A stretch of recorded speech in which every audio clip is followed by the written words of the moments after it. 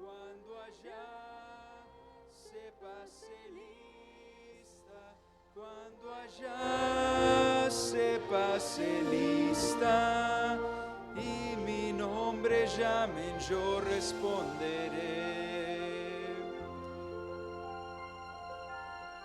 Estarán gloriosos los que duermen en Jesús, las delicias celestiales a gozar.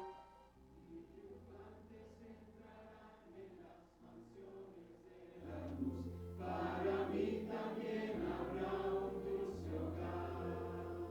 Cuando allá se pase lista, cuando allá se pase lista, cuando allá se pase lista, y mi nombre llame, yo responderé. Trabajaremos pues por Cristo, pregonando su amor, mientras dure nuestra vida terrenal. Y al fin de la jornada con los santos del Señor, entraremos en la patria celestial. Cuando allá se pase lista, cuando allá se pase lista, cuando allá se pase lista, y mi nombre llame, yo responderé.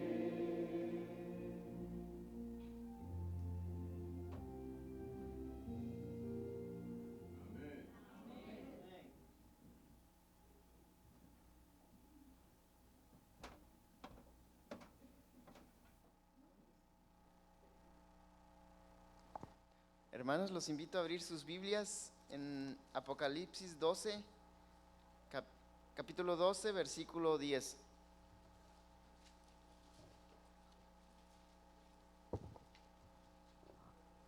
¿Lo tienen?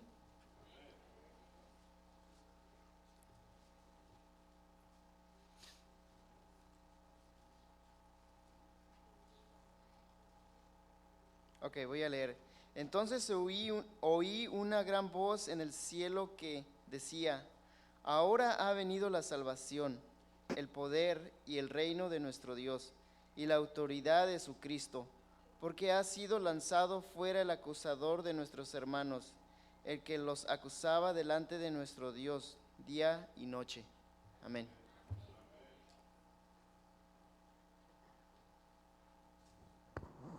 Feliz sábado, hermanos. Invito a todos que pueden postrar de rodillas. que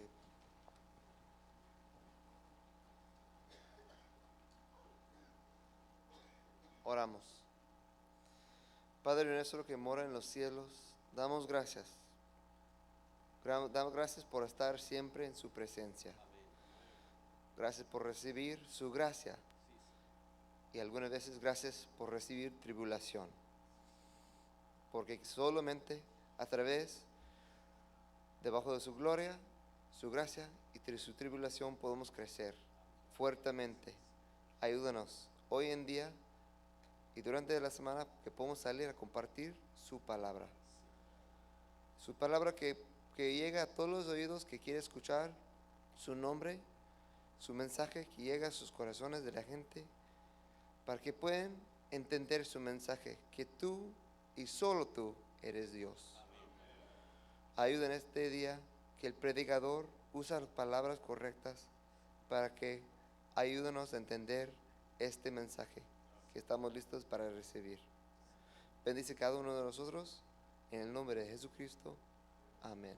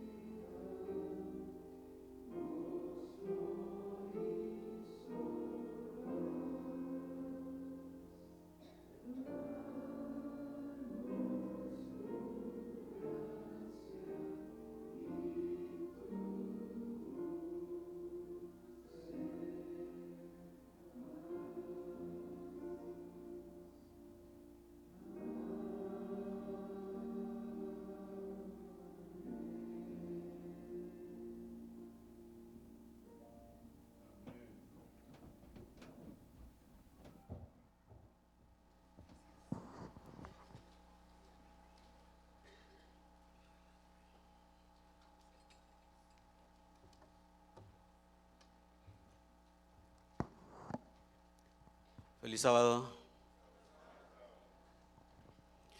¿Cómo se encuentra el pueblo de Dios? Bendecido. Le hicieron esta pregunta anoche a mi hermana, a mi esposa, y le digo, tienes que decir bendecido. Dice, es que no quiero robarle la palabra al hermano Euseda. Le digo, tú tienes que decir que estás bendecida. Así que estamos bendecidos, ¿verdad? ¿Estamos listos para escuchar la palabra de Dios? Como siempre digo, yo solo soy un vaso vacío. No ponga su mirada en mí, por favor. Ponga su mirada y contemple la gloria del que lo va a llenar. Así que quisiera, antes de comenzar, hermanos, Alex, me habías dicho de un pedido de oración por algo específico.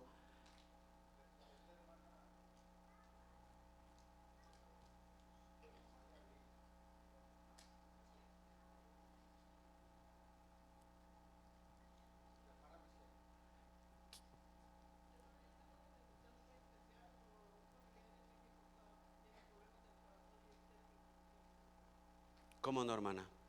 Vamos a ponernos de rodilla y vamos a orar, por favor. Estas son situaciones en las que no podemos esperar más para apelar a Dios. Amante Padre que estás en el cielo, has escuchado, Señor, la petición de nuestra hermana, Señor, que fervorosamente te está pidiendo.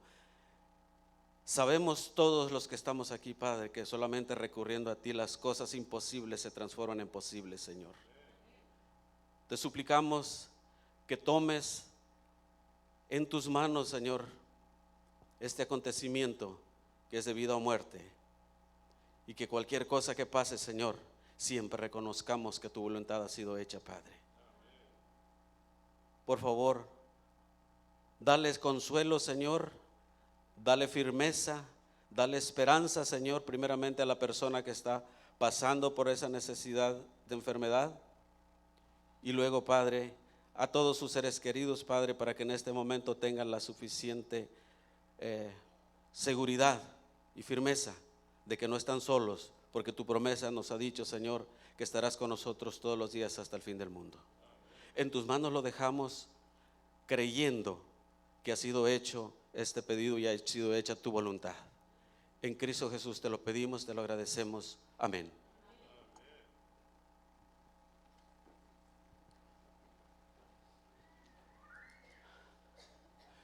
Normalmente siempre, por las últimas predicaciones que he tenido han sido concernientes concretamente a la gracia. Me gusta el tema de la gracia, lo vivo, lo disfruto. No podemos caminar si no entendemos la gracia. La gracia es simple de entenderse, pero si la malentendemos, entonces no vamos a entender el perdón. Y si no entendemos el perdón, vamos a llevar una vida llena de culpa, llena de frustración, porque todos los días fallamos, porque todos los días pecamos. Entonces, si todos los días fallamos y todos los días pecamos, nosotros tenemos que acudir al perdón que Dios nos otorga a través de la gracia. Así que por eso a mí me gusta mucho predicar mensajes concernientes a la gracia. No para hacer apología del pecado, para que se malentienda el mensaje, que yo quiero que las cosas sean fáciles, que yo quiero que cada uno piense que no hay ningún problema, por fin que tenemos gracia. No es mi intención. La intención es que entendamos la gracia de Dios y la vivamos todos los días. Dios quiere que entendamos su gracia. Si ya nos ha perdonado, entonces vivamos esa gracia de Dios con el perdón que Él nos ha otorgado y vivamos con el gozo que Él quiere que vivamos. Por eso es importante que entendamos la gracia, para que nuestra vida no sea una vida triste, frustrada, con culpa todos los días que nos levantamos. Imagínese usted que usted se convierta en un delincuente por cualquier cosa, por cualquier accidente, nos puede pasar. Yo no estoy diciendo que intencionadamente, pero circunstancialmente cualquiera de los que estamos aquí podemos vernos envueltos en un evento de delincuencia, en donde nos convertimos en delincuentes. Algún accidente, por ejemplo, o cualquier cosa que nos pasa, cualquier evento. Pero resulta de que alguien borra toda evidencia del crimen. Alguien se encargó de limpiarlo todo y de no dejar huella, como si nada pasó, como si no ocurrió tal evento. Luego entonces, usted no puede ser acusado. Usted no puede ir a una corte porque no hay quien lo acuse, porque el que lo acusa va a tener que tener evidencias en contra suya para que el juez pueda darle alguna sentencia. Pero si no existe esa evidencia, usted no puede ser llevado a una corte, usted no puede ser acusado, porque el evento del crimen, el lugar del crimen, ya se limpió. Alguien se encargó de limpiarlo y de quitar toda evidencia. ¿Eso lo hace a usted inocente? No. Usted es culpable. Solamente que ahora no hay nadie que tenga las evidencias para llevarlo ante el tribunal. Sería bonito eso, ¿verdad? Que quedáramos limpios, exonerados de culpa, porque no hay evidencias. ¿Con qué nos van a culpar? No hay la evidencia. De acuerdo al versículo que acabamos de ver ahorita, en Apocalipsis 12:10, vayamos otra vez, nos vamos a dar cuenta que nosotros siempre estamos buscados por alguien, siempre nos está buscando para acusarnos. La palabra de Dios dice aquí, al terminar el versículo 10, dice: el que los acusaba delante de nuestro Dios de día y de noche. De día y de noche tenemos un acusador tras de nosotros, buscando evidencias a través de las cuales nos pueda culpar.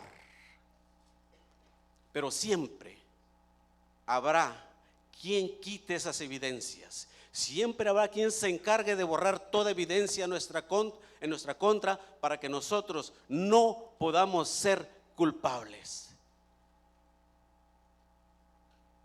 Vamos a Juan, el libro de Juan, el capítulo 8 y el versículo 10 y 11. Ahí nos vamos a dar cuenta de esta historia que todos conocemos. No me voy a detener a leerla toda, pero conocemos toda esta historia de la mujer adúltera, ¿sí?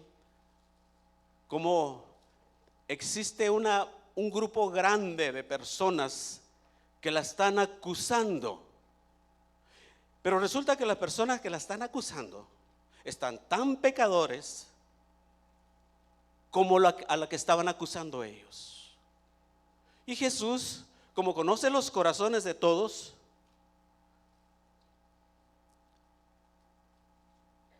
dice en el versículo 10, vamos al 10 y al 11, que es ya al final de lo que quiero decirles.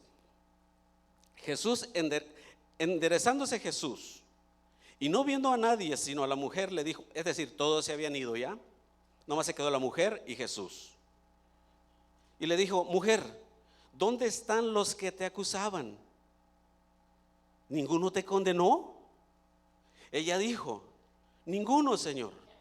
Entonces Jesús le dijo: ni yo te condeno, vete y no peques más. Es decir, Jesús se encarga de borrar la evidencia que había en su contra en ese momento y la limpia de la culpa, la limpia del pecado.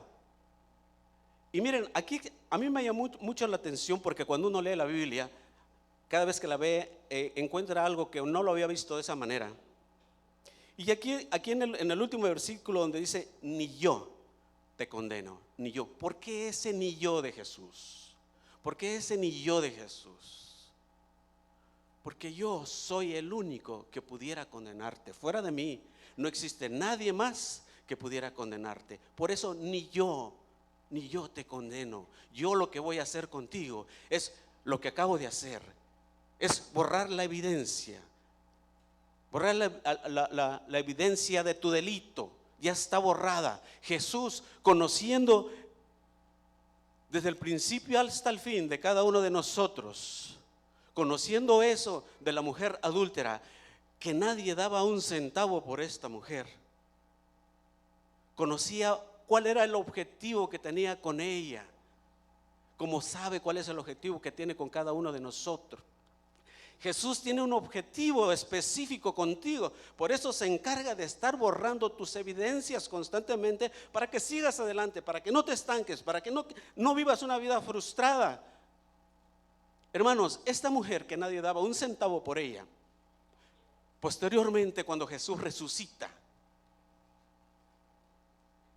es la mujer que da la noticia más grande que se ha dado en la historia de la humanidad, y fue: Cristo ha resucitado. Así trabaja Jesús. Para eso Jesús nos borra las evidencias, para eso nos da su gracia y le da una especie de amnistía cargada de gracia en ese momento a la mujer pecadora. Amnistía es algo que se nos da cuando actuamos fuera de la ley, cuando hacemos algo fuera del contexto de la ley, ¿no? Y luego nos queremos otra vez acoger a la sociedad. Entonces la ley nos acoge nuevamente a la sociedad como si nunca pasó nada, borra todo el récord que tenemos, no nos están incriminando por lo que hicimos en el pasado. Y eso hace Jesús con esta mujer.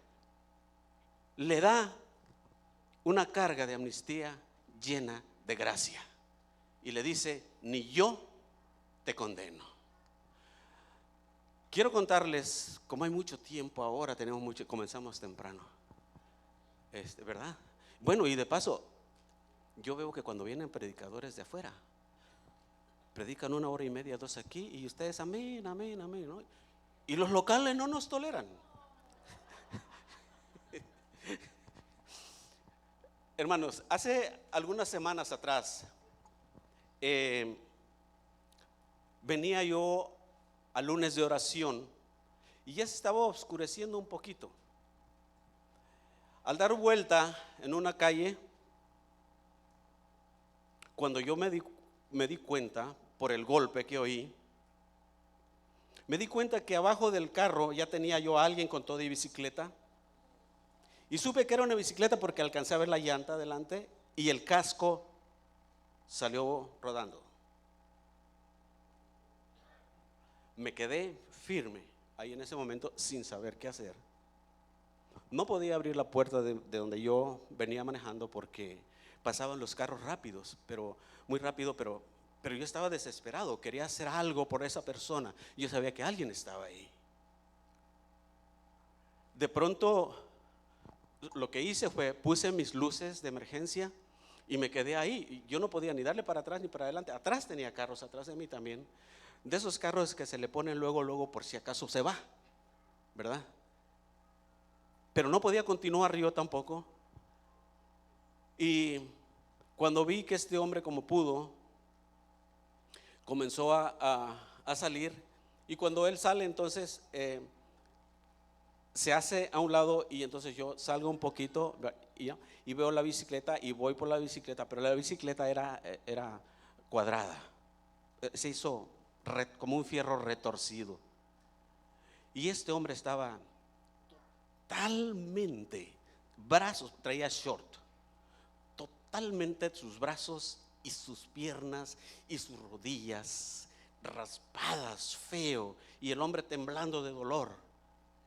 Y yo me asusté mucho y Me hice a un lado y me bajé y fui donde él estaba. ¿Y qué puedo hacer? ¿Quieres que llame la ambulancia? ¿Quieres que llame la policía? ¿Qué hacemos? Dime qué hago, qué quiero. Digo, no hagas nada.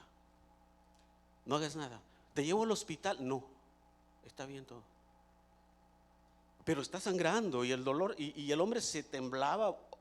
Cuando recibe uno un golpe de esos, el dolor lo hace temblar a uno, ¿no? Y se temblaba del dolor. Era un hombre como de esos hombres grandotes, así como el hermano Benjamín, ¿no? Un hombre como de 70 años, pero muy robusto, ¿no? Con una bicicleta de montaña. Se ve que toda su vida hizo ejercicio. Entonces él me vio tan preocupado que me dijo, no pasa nada, no pasa nada. Le digo, llamamos a la ambulancia. No, déjalo así, no pasa nada. Y yo decía, este hombre, ¿qué quiere hacer? O sea, yo me preocupé porque dije, si vaya a traer una pistola aquí y el coraje que tiene o algo. Yo estaba preocupado y no sabía qué hacer. Y yo para mí lo mejor hubiese sido que viene la policía o algo y se encarga de todo, ¿no? Y me dijo, no te estreses, dice, no pasa nada, estoy bien. ¿Seguro que estás bien? Sí. ¿Qué puedo hacer por ti? Me dijo, mira, yo soy trailero, tengo mi trailer en un lugar donde se estacionan los trailers, por allá por Goodyear, por allá, y yo iba para allá, y eso fue por aquí cerca. Y me dijo, nada más llévame para allá, a donde tengo mi trailer. Subimos la bicicleta y yo le preguntaba si estaba seguro. Yo no quería abandonar la escena ahí por cualquier circunstancia, y yo quería estar seguro que lo que él estaba diciendo estaba en lo correcto. Y me dijo, llévame para allá, a donde está mi trailer. Y el hombre sangrando y todo, y yo nervioso y preocupado porque le pasan a uno muchas cosas en ese momento. Llegamos al lugar en donde efectivamente era un lugar grande, una yarda grande donde están los trailers ahí. Y por el camino me fue platicando su vida. Y me iba platicando que su mujer acababa de fallecer y que él estaba solo. Usted se imagina, ya no era tanto el sufrimiento que yo tenía por ver a ese hombre con tanto dolor. Ahora me sentía más culpable por lo que él me iba platicando. Y un hombre muy vivido, un hombre muy formal en su plática, en sus decisiones, en sus acciones. Cuando llegamos allá, yo le dije, te voy a pagar la bicicleta. Me dijo, no necesitas pagármela. Pero quedó hecha nada. Me dijo, no, déjalo así, ya te dije que no pasa nada. Y no lo saqué de ahí. Era un hombre, hablaba como ruso, su acento inglés era ruso, ¿no? Lo dejé, hermanos. Después me dijo mi esposa, ¿por qué no le pediste el teléfono para que le estuviera llamando? ¿Cómo seguía? ¿Cómo estaba? Le dije, es que por un momento perdí la cabeza, o sea, estaba muy estresado, muy nervioso. No supe cómo accionar en ese momento. Después, pensando en eso, es cuando se me ocurre la idea de este mensaje, de cómo por la gracia que yo encontré en este hombre, porque yo todo lo que era en ese momento era un delincuente, había cometido un delito, una falta, y tenía que responder a esa falta.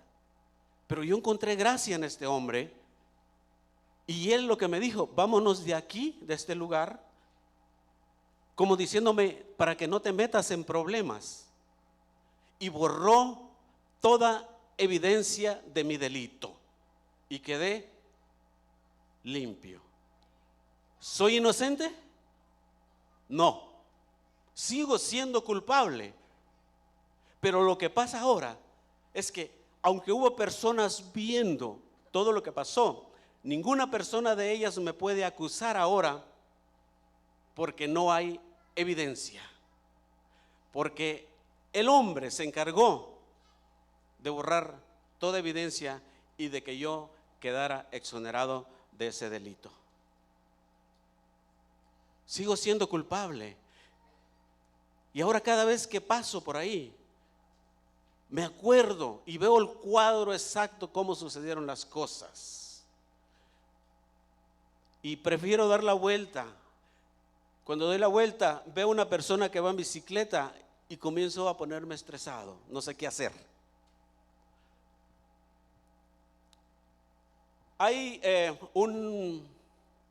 Hubo un científico ruso, no sé si han oído hablar de él, Iván Pavlov, que se dedicaba a hacer experimentos muy extraños, muy raros.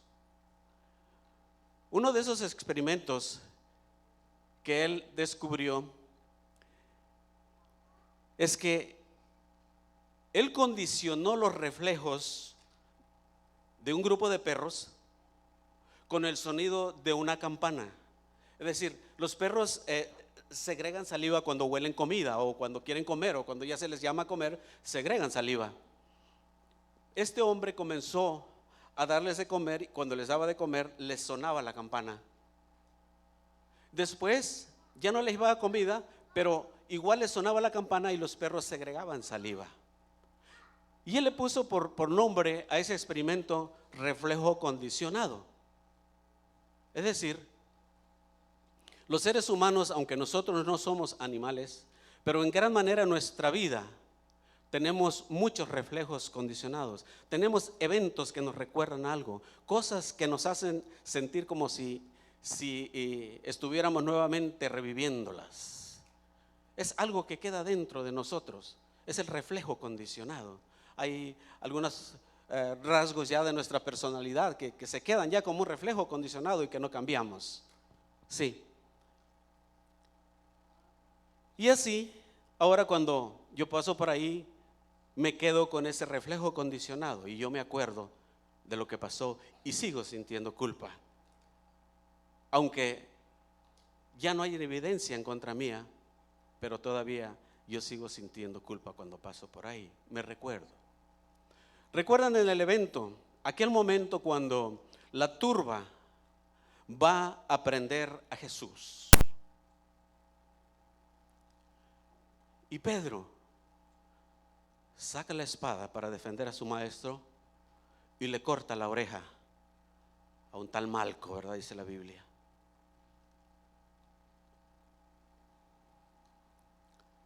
La oreja cae. Ahora, no crean que Pedro lo hizo porque tenía muy buena puntería. Fue lo contrario. Lo hizo, le cortó la oreja porque tenía mala puntería. Él le tiró a la cabeza. ¿Sí? Jesús, al ver esta acción de Pedro, de paso, hermanos, nosotros nunca nos pongamos en esa situación de estar defendiendo a Dios. Dios no nos puso para que lo defendiéramos a Él. Él se puede defender solito.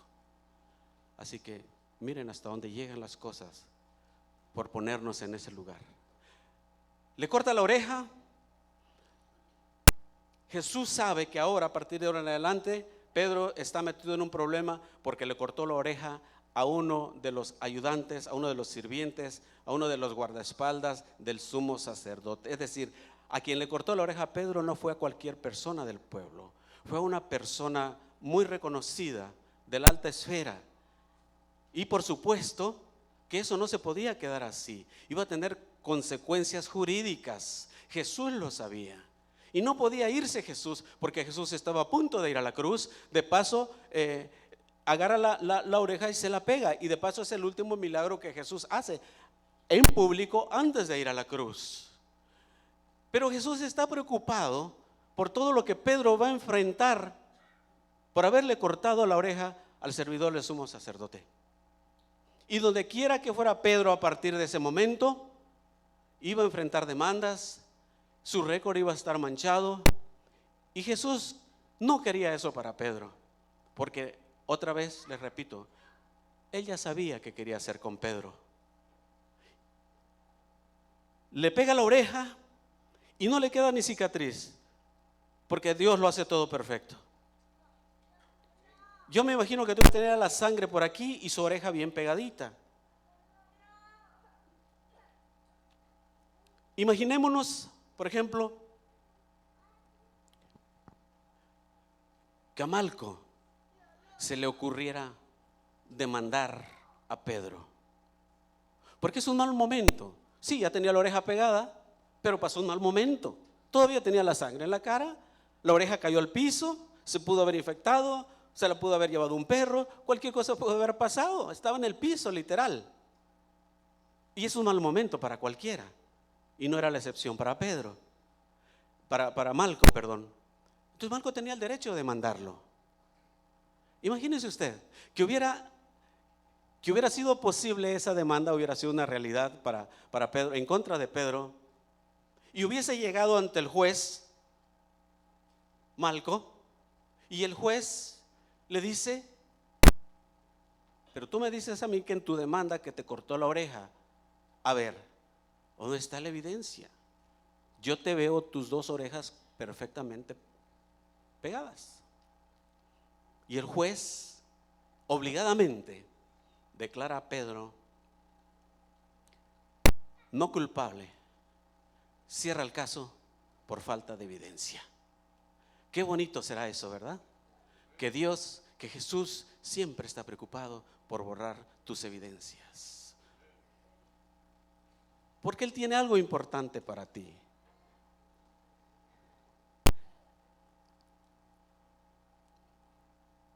Jesús borra la evidencia de ese delito, de ese crimen, pero Pedro sigue todavía preocupado, sigue todavía con la culpa de haber cometido ese crimen. Pasa el tiempo, pasan las horas, Jesús es aprendido, es llevado ante el sumo sacerdote. Es el momento en que a Jesús lo están azotando, lo están vituperando. Y por un lado dice la palabra de Dios que se hace la fogata y ahí está Pedro entre medio de todos. Y ahí alguien lo reconoce, la muchacha, la sirvienta lo reconoce y le dice: tú eres uno de ellos. Y dice: yo no soy. Y al rato le vuelve a decir: yo te vi con el maestro, yo no soy. Y al rato le vuelve a decir: tú hablas como ellos, yo no soy, lo conozco. Era el momento preciso.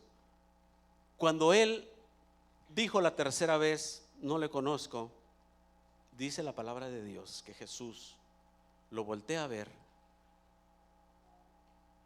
calladamente, no dice una sola palabra. Su mirada no era una mirada de acusación hacia Pedro, era una mirada de una complicidad entre abogado y defendido. Si el abogado habla delante de los que lo estaban incriminando, lo incrimina a él también. Y Pedro lo que no quería es verse incriminado. Ahora, en ese momento, pongan atención en esto, a partir de este momento va a comenzar la predicación. En ese momento canta el gallo. ¿A qué hora cantan los gallos? ¿A medianoche? Cuando ya va a amanecer, ¿verdad? Anuncian el amanecer los gallos. Es en ese momento preciso que Pedro escucha el canto del gallo. A la tercera vez, a la tercera negación. Y comienza Pedro a vivir con culpa a partir de ese momento. Comienza ahora Pedro a vivir con ese reflejo condicionado, porque cada vez ahora que va a escuchar un gallo cantar, en Galilea debe haber muchos gallos, y cada vez que Pedro escuchaba un gallo cantar, adivinen qué pasaba. Se acordaba de su falta tan grande. Y esa falta tan grande lo perseguía. Pedro ya no sabía qué hacer con la culpa, porque si no es Jesús quien te quita la culpa, si no es Jesús quien borra tus evidencias, tú no puedes. Tú sigues viviendo con culpa. Y a veces ya Jesús te quitó la culpa, ya borró tus evidencias que te podían acusar, ya te declaró, ya te dijo: no sufras más, yo ya quité las evidencias de tu pecado que te atormentaba, de las cosas feas, negras, oscuras de tu pasado, ya las borré, ya no pienses más en ellas. Y a partir de ese momento nosotros tenemos que apelar y creer en la gracia de Dios y comenzar a vivir una vida sin culpa, una vida como Dios quiere que la vivamos, una vida con gozo, porque nuestra evidencia ha sido borrada y ya el acusador no puede acusarnos. Nos podrá acusar con mentiras como sabe hacerlo, pero las mentiras solamente prosperan en las cortes terrenales, no en las cortes celestiales, porque Dios es verdad. Así que no vivamos ya con esa culpa. Pedro vivía con esa culpa. A Jesús le dolía, a Jesús le duele que tú vivas con culpa. Cargamos con mochilas llenas de culpa. Culpa que está en nuestra mente, porque ya la mochila está vacía. Ya no hay evidencia, Jesús las borró. Los que vamos cargando con las evidencias, es en la mente, somos nosotros. Jesús se vuelve a preocupar por la situación de Pedro. Pedro no puede vivir una vida infeliz, llena de culpa. Y está preocupado por cada uno de ustedes también. Y por mí está preocupado porque quiere que vivamos sin culpa. Pedro se va a pescar.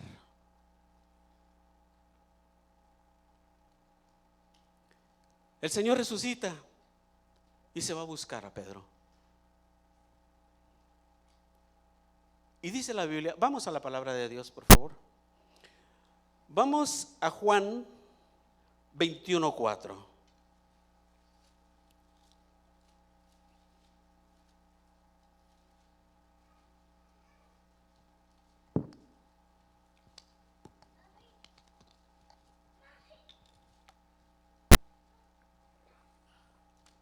Juan 21:4. Quiero llevarlos al momento preciso de cuando Jesús va a buscar a Pedro. Cuando ya iba, ¿qué dice? Amaneciendo. En otras versiones dice cuando estaba despuntando el alba. Cuando ya iba amaneciendo, se presentó Jesús en la playa, mas los discípulos no sabían que era Jesús. Jesús llega nuevamente preocupado a buscar a Pedro. Sabía dónde encontrarlo. El mismo sitio donde lo conoció, ahí fue y lo buscó y ahí lo encontró. Y dice la palabra de Dios que Pedro, cuando Jesús le dice, hijitos, ¿no tienen algo para comer? Dice la palabra de Dios que Pedro reconoció su voz, se puso sus ropas porque se había despojado de ellas. Dice la Biblia. Y así Pedro se echa a nadar hasta donde estaba el maestro. Y llega donde estaba él con culpa, sus ropas llenas de culpa por la traición. Y ahí comienza el diálogo nuevamente del traicionero y el traicionado, otra vez cara a cara.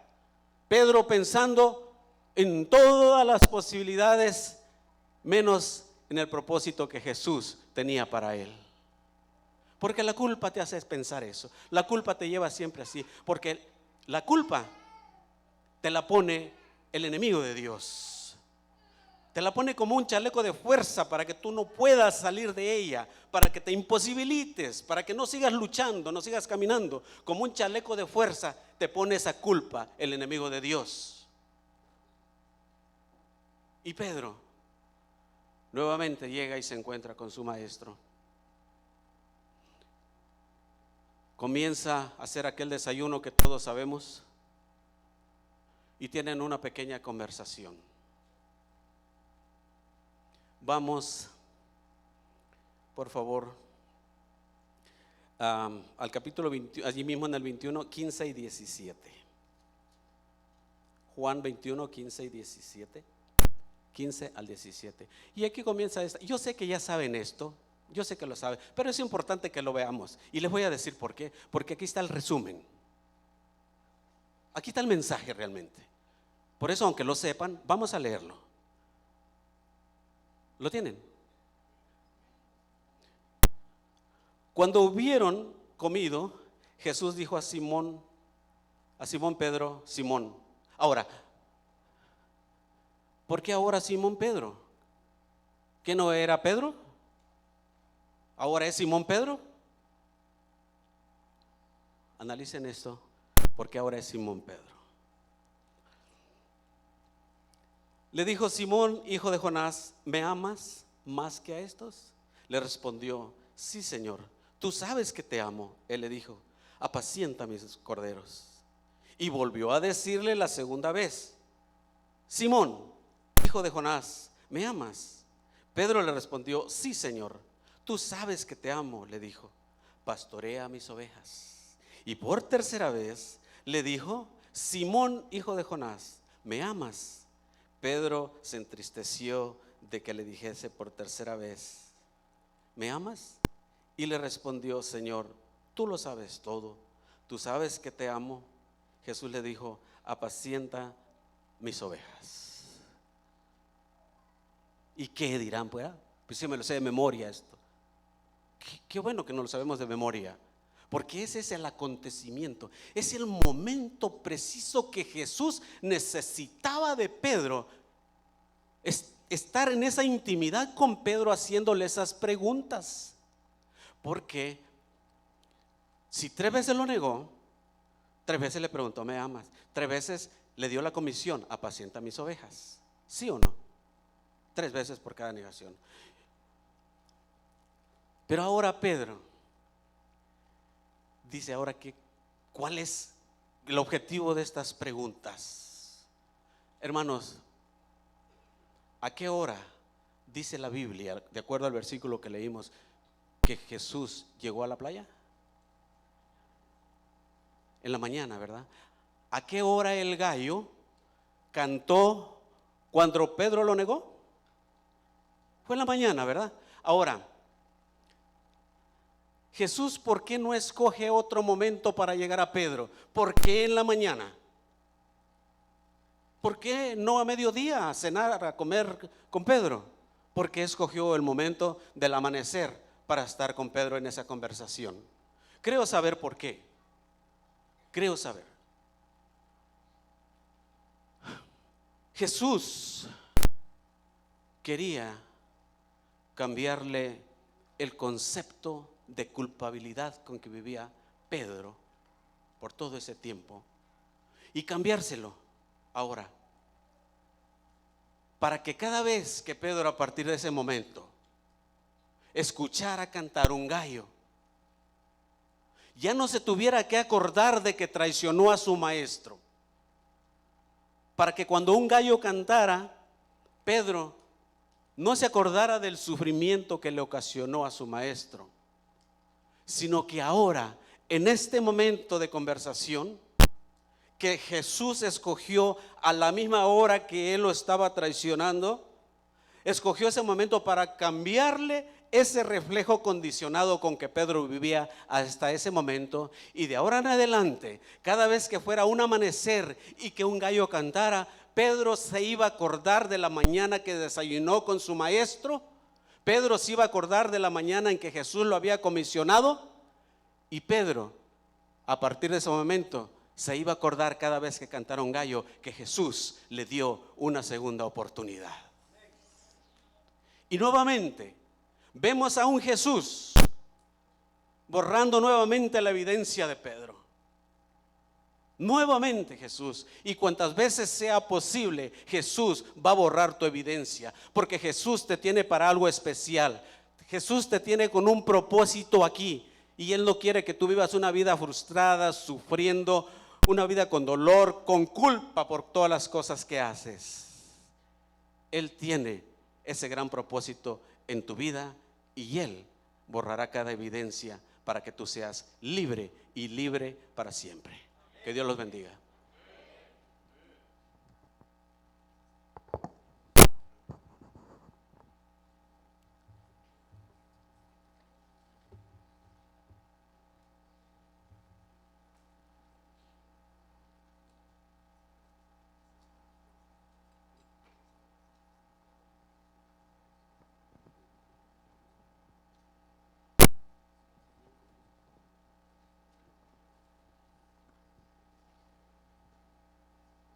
Damos gracias a nuestro hermano Cerrato por este lindo tema que nos ha hecho reflexionar. Pedimos ahora que nos pongan el himno 241 cantado, por favor. y a todos los hermanos que se puedan poner de pie para acompañarnos a cantar este himno.